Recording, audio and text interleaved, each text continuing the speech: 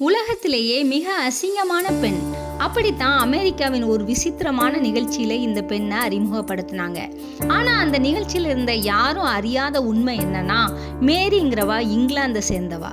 ஒரு காலத்துல ஒரு அழகான சந்தோஷமான மனைவியாகவும் 4 குழந்தைகளுக்கு தாயாகவும் இருந்தா.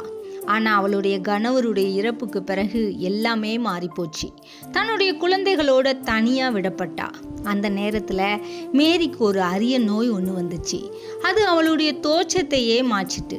அப்புறமா மேரி தன்னுடைய குழந்தைகளை வளர்ப்பதற்காக தனக்கு ஒரு வேலை தேட ஆரம்பிச்சா. ஆனால் அவளுடைய தோற்றத்தை பார்த்து பலரும் கேலி செஞ்சாங்க. ஒரு வேலையில் கூட நீண்ட நாட்கள் இருக்க முடியலை. ஒரு நாள் உலகின் மிக அசிங்கமான பெண் அப்படிங்கிற ஒரு போட்டி ஒன்று லண்டனில் நடக்குதுன்னு கேள்விப்பட்டா. தன்னுடைய குழந்தைகளை வறுமையிலேருந்து காப்பாற்றணுங்கிற கனவோட அந்த போட்டியில் கலந்துக்கிட்டா. அதில் வெற்றியும் பெற்றா. அப்புறமா அமெரிக்க நிகழ்ச்சியிலேருந்து ஒரு அழைப்பு ஒன்று வந்துச்சு.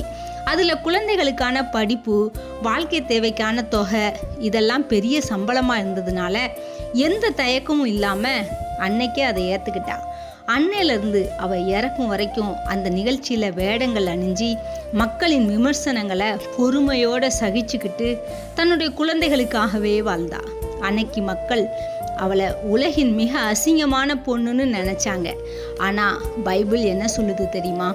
அழியாத அலங்கரிப்பாகிய சாந்தமும் அமைதலும் உள்ள ஆவியாகிய இருதயத்தில் மறைந்திருக்கிற குணமே உங்களுக்கு அலங்காரமாக இருக்க கடவுது.